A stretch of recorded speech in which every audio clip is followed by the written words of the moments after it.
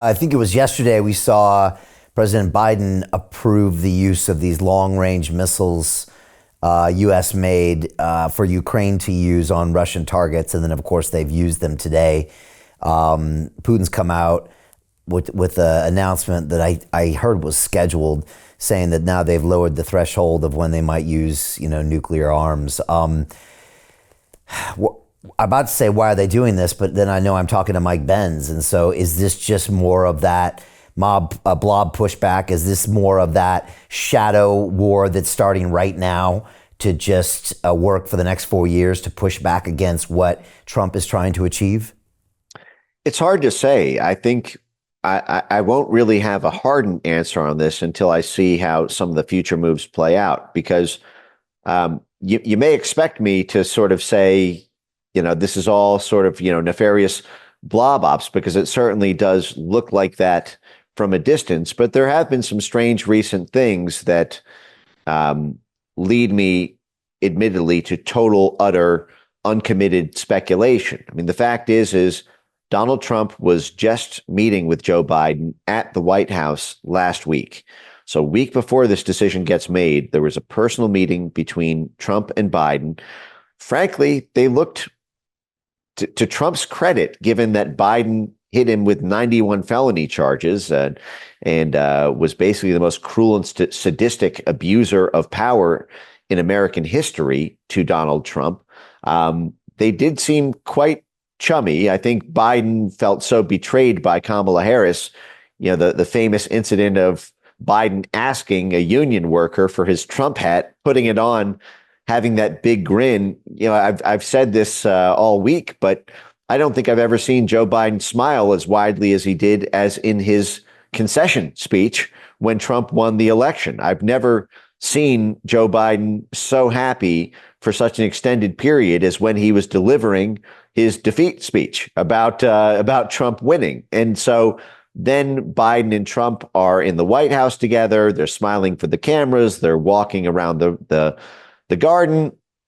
And I've not seen Trump on Truth Social, unless I missed it, come out and disavow Biden's articulated authorization of long-range missiles. Trump is not the kind of guy who's shy about pointing out foreign policy blunders of the Biden-Harris cinematic universe. So I think I have a weird, uncommitted, utter speculation. Don't know if it's true. Don't know if it isn't true.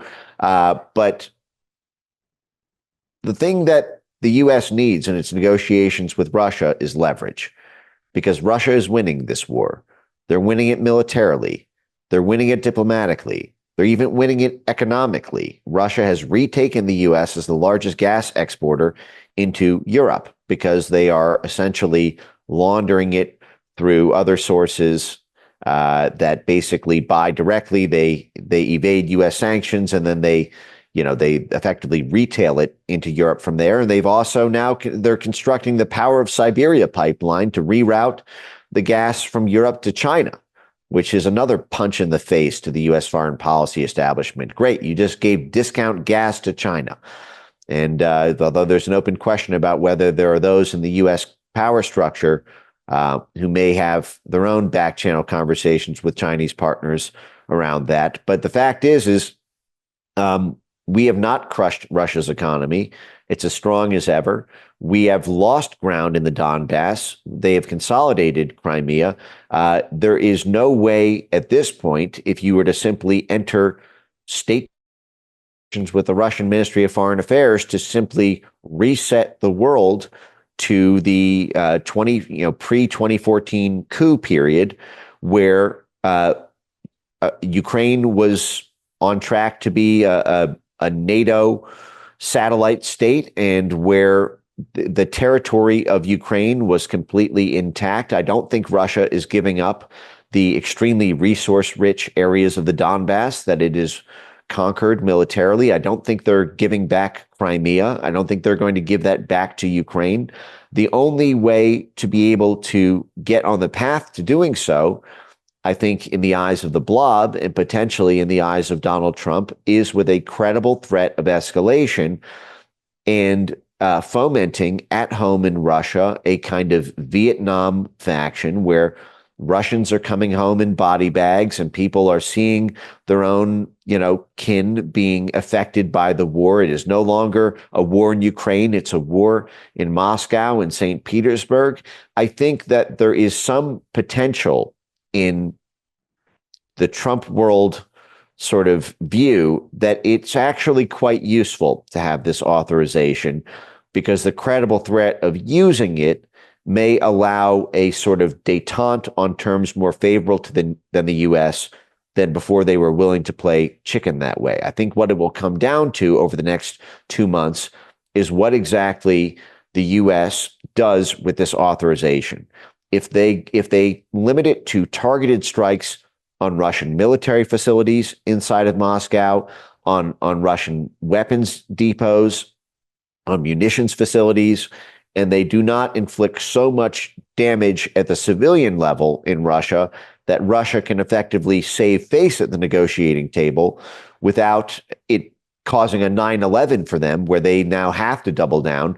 There's a way in which I could see this being a kind of 4D chess thing that Trump now has an offer to the Russian Ministry of Affairs saying, we will rescind this authorization that this madman, Joe Biden, did.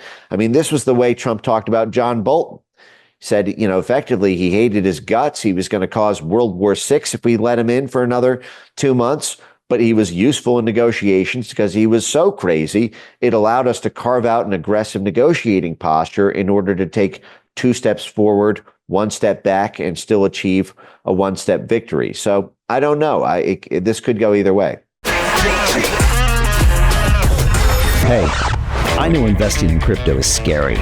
It takes a real leap of faith because there are so many scams, rug pulls, and bad actors out there. It's a dangerous business, which is why 95% of people lose all their money.